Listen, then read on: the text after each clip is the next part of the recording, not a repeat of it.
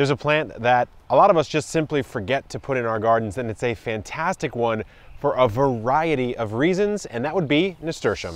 Kevin Espiritu here from Epic Gardening, where it's my goal to help you grow a greener thumb and grow this amazing nasturtium here. I'll be honest, I really undervalued this crop when I was just starting out. I was focusing on the pure edible crops like much of what you see in front of you, the pak choys, the broccolis, the cauliflowers, but this little guy, or in fact big guy as it gets pretty gnarly, it grows wild here in my climate in San Diego, but it can be cultivated in a garden, and in my opinion really should be cultivated in a garden. So in this video we're going to go through exactly how to care for it. In the very end I'll share with you just a couple extra bonus use cases for nasturtium in your garden that I think you'll really enjoy. So cultivate that like button, and I will personally guarantee that you'll have at least a nasturtium as large as this, if not 2 to 5 times larger. And let's get into the video.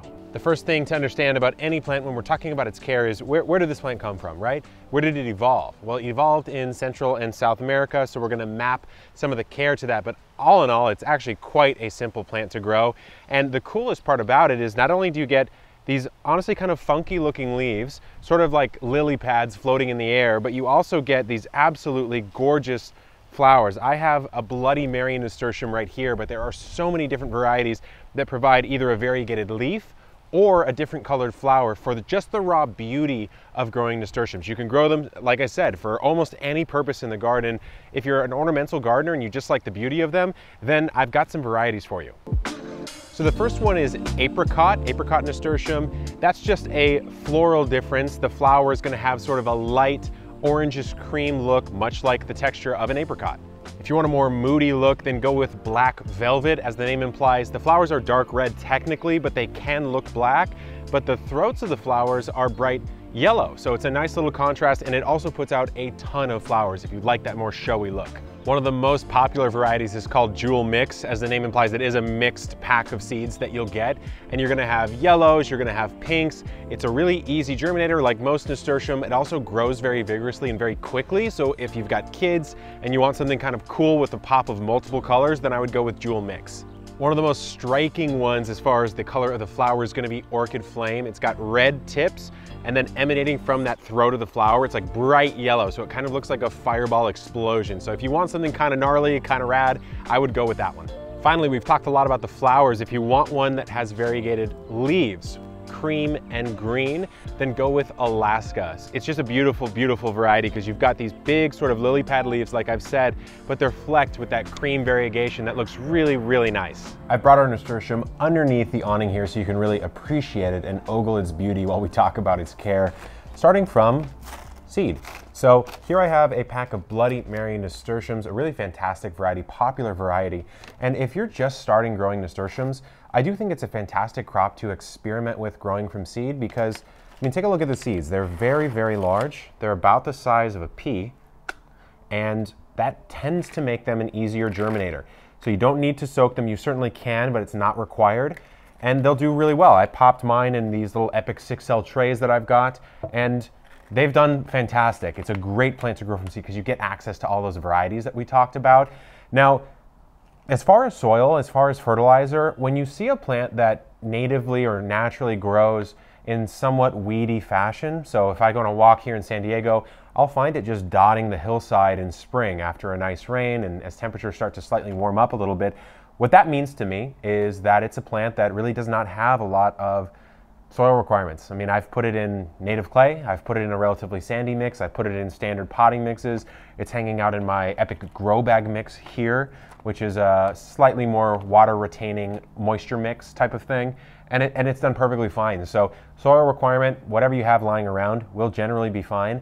And that also follows for fertilizers. I don't really fertilize my nasturtium whatsoever, and they do perfectly fine. So with these plants that grow more like weeds, there's a reason they grow that way. It's because they don't really require a lot, or they're very tolerant as far as their care, so you don't have to worry too much. Let's now move on to the sun and water recommendations for caring for nasturtium.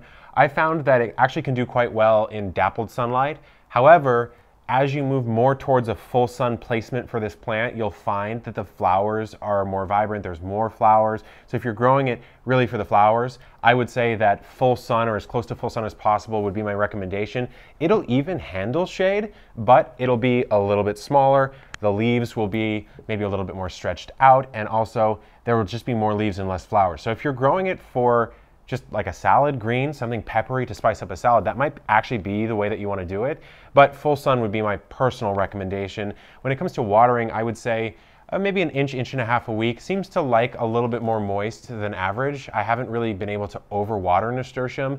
Granted, I also haven't really been able to underwater it. So again, tolerant. But these plants, I mean, a pro tip on any sort of large-leaved plant, because it's a large, relatively thin leaf, it will give you a signal as to when it needs water. A lot of the times you get questions like, how often should I water this plant or that plant? Well, just let the plant tell you. When you see these leaves start to, shrivel a little bit or lose a little bit of their rigor and just sort of drop down, that's a sign that either you've overwatered or underwatered. Most likely underwatered or heat stress. Sometimes overwatering also shows up that way, but again, it's hard to mess with this plant. It's really, really easy, which is why I think it's a very underrated gardening plant to add. As promised, we've got the first special use case for growing nasturtium. What if you don't care about how it looks, and what if you actually don't care about the taste? I myself am not super crazy about the taste of nasturtium. It's a little too peppery for my taste, so what's another way that I could use it in the garden? Well, you're looking at it right here. This little baby boy right down here, it's behind my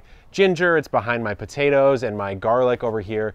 I'm using nasturtium as a way to kind of dress up this area, but also as its function as a trap crop. So a trap crop is a plant that's going to attract pests to it rather than the plants that you've got in the garden that you don't want the pests on. So with nasturtium, I would say the primary thing people use it for is as an aphid attractant. And so the aphids will go onto the nasturtium instead of some of the stuff that you've got growing on in the background, like maybe your cauliflower, your kale, your cabbage, things like that. Now, I will caution you, it does work, but it's a little more complex than that. It's not just like you put a nasturtium in and everything goes there and it doesn't go anywhere else. There's different species of aphids, guys. There's different species of pests that target specific plant families even. And so you do have to be a little bit more delicate than that. But honestly, if it beautifies the space and you can eat it and it might attract some pests to it, then it can be a great thing to just kind of pepper in to little corners in your garden. So if you have a good eye, you'll notice I put a seed in right here. I also put one in back there. This is just next to my herb garden.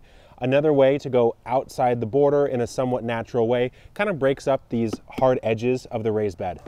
Nasturtium is a fantastic trap crop, but if you like to eat the plants that you grow, then nasturtium might be the power punch for you. Personally, I will admit, I find it a little bit too peppery, a little bit too spicy for my tastes, so I do not eat it. There's one application I do eat it in, and I will share that with you. But the leaves, you can just take the leaf off, a big fan leaf like this, and use it as a wrap. In fact, my friend Bren, what she does is she'll just make little sandwiches out of it. So I'll show you her little recipe right here. I use these peppery edible nasturtium leaves to make a quick garden snack. Cream cheese, capsicum and some preserved lemon from our tree. The lemon pieces add a salty citrus hit. A delicious quick meal with ingredients from our cottage garden. Next up, the flowers. Beautiful as they may be, you actually can eat them as well. So you can throw them on top of a salad or as a garnish that someone might actually opt to eat. When you grow these fancy, colorful varieties, adds a really nice little color on the plate.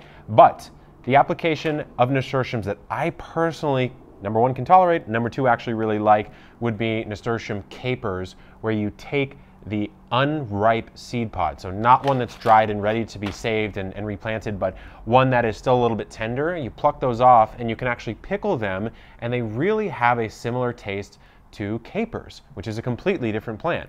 I found out about this from my friend Anne. I was at her house. We were doing a potluck during my survival challenge in 2019 where I was trying to live off of my garden. And this was like the best treat I could have ever had that weekend, because I had been eating like potatoes for 2 weeks straight and like maybe some eggs and some kumquats or something. And these nasturtium capers were absolutely fantastic. So if you want to get a little crazy and pickle, you can even do that with nasturtium, which is why it's such a versatile plant. As you're picking things out to grow this spring or any spring thereafter, I highly recommend nasturtium for all the reasons that I mentioned. Just have fun with it. Do something a little bit weird. Try it as a trap crop, try it as a pollinator attractant, eat it, whatever you want. Sky's unlimited with nasturtium. Hope you enjoyed the video. Good luck in the garden and keep on growing.